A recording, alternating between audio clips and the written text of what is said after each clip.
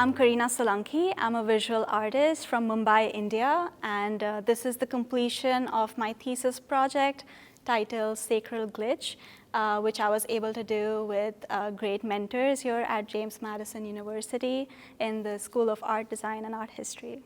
AI became a part of the content of my work because it relates to language. How it influenced me was I was drawn into its uncertainty. The fact that we are growing with AI at such a large scale, but we still don't understand it fully. We don't really know the impact AI-generated content could have as we navigate this post-human, post-truth era. These contradictions and paradoxes drew me in.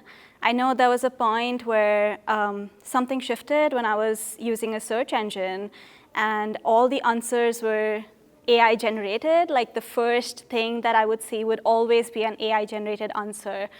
And it's been a while, and I've been observing that there's no way I can disengage with that. So I'm interested in how it's becoming integral in how we kind of move on from here, how we engage with information and data. I'm also really interested in tying the past, present, and future together.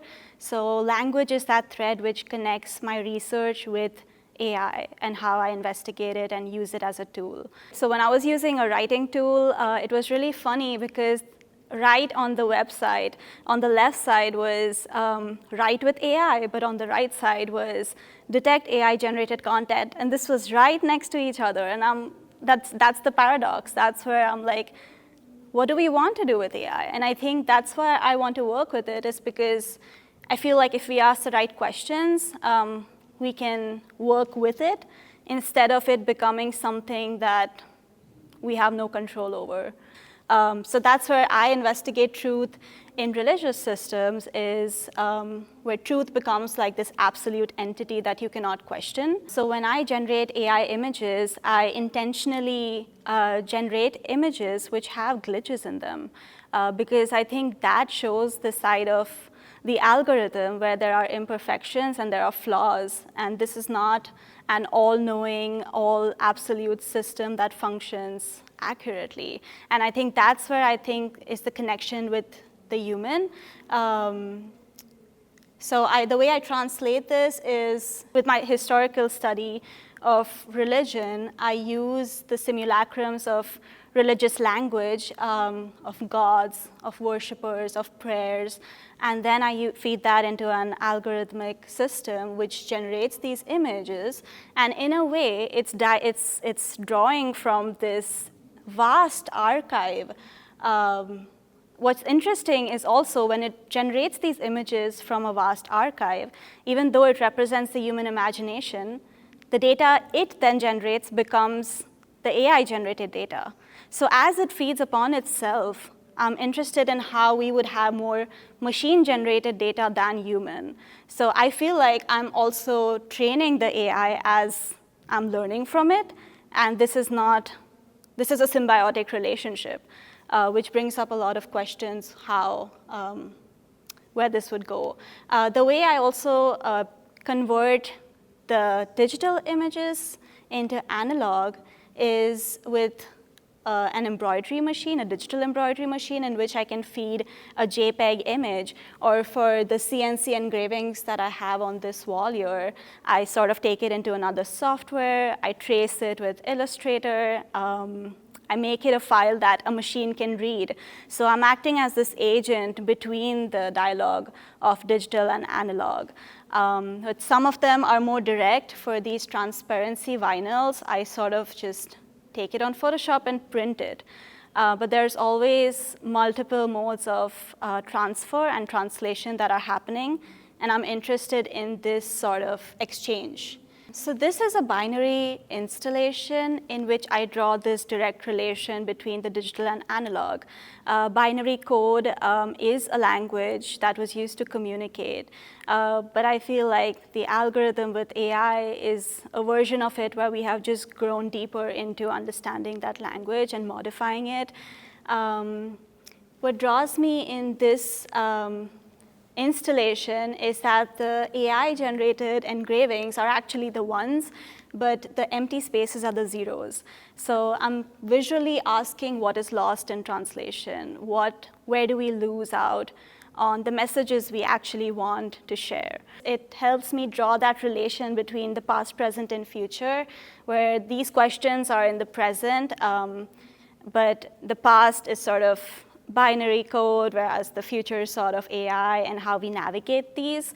I think the past repeats itself. I draw relations between looping algorithms and the cyclical nature of life, right? Everything, even what we believe, sort of finds its way back in various systems. So I'm interested how these interconnected systems of histories will repeat themselves, but I also want to ask if we can rewrite its code, and how do we go about doing that? In this binary text installation, what it means visually is the truth is.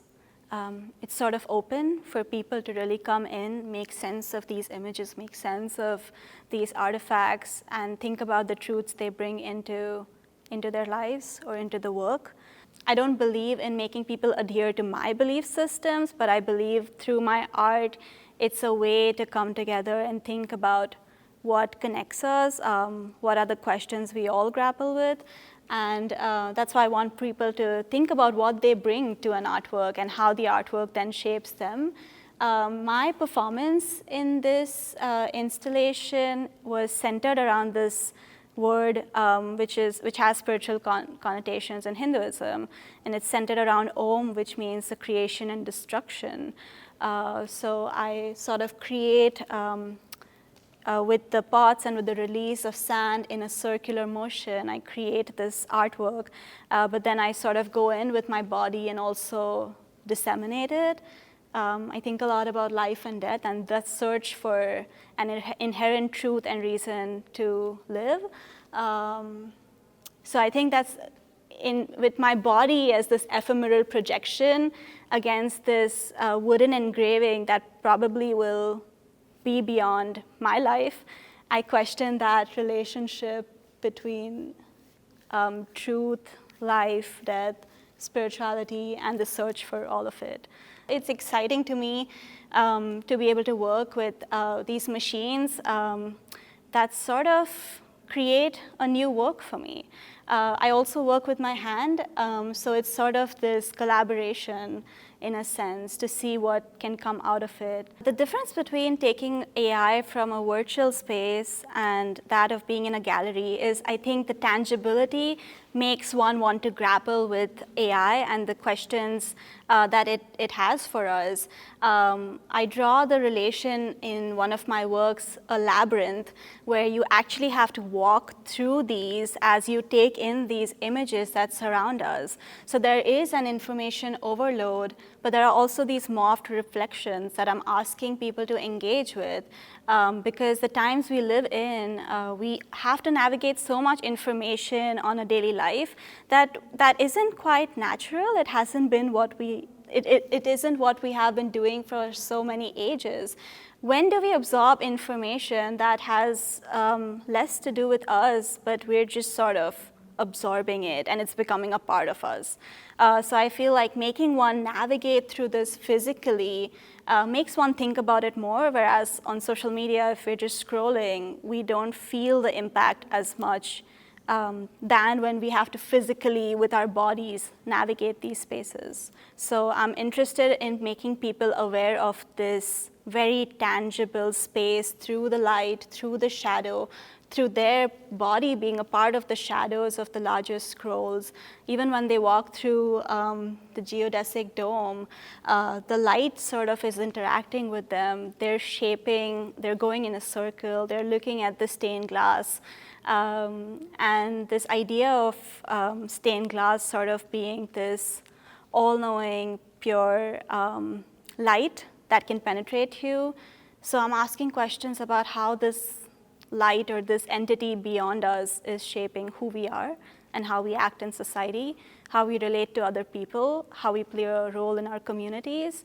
So I'm very interested in the inner depths of our lives, the subconscious, and the very real outer structures that we navigate based on them. So the hands sort of bring my body into the space, and I also ask, where does one situate the sacred? So I feel like the hands feel like this organic entity in relation to the AI images, which are sort of scary sometimes. They're irregular. I don't quite understand them. They definitely make me think a lot more about the patterns, whereas the hand becomes this sort of grounding element where I know my body and I know myself, and how I can use this presence of the self to navigate these uncertainties that are presented by these systems.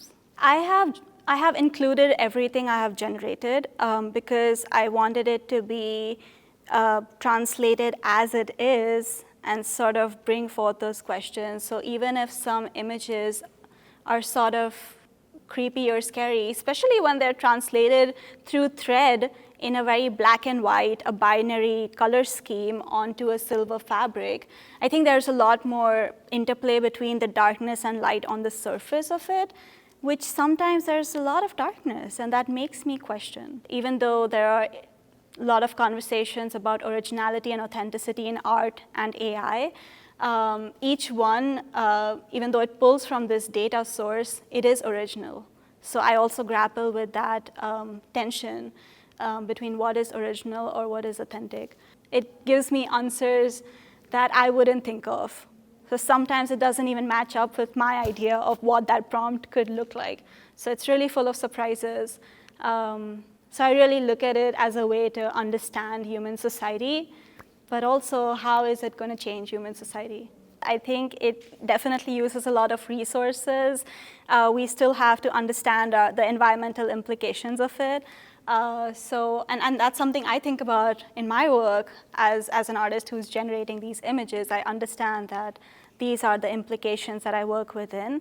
But I would encourage people to ask meaningful questions with AI and think about how this would be an active agent in our lives, and how can we shape it as much as it wants to shape us.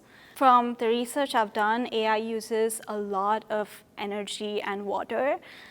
We don't live in a world where these resources are evenly distributed, so it's important to be responsible about it. And that's why I think thinking about the ideas before you sort of start translating them using the tool would be beneficial.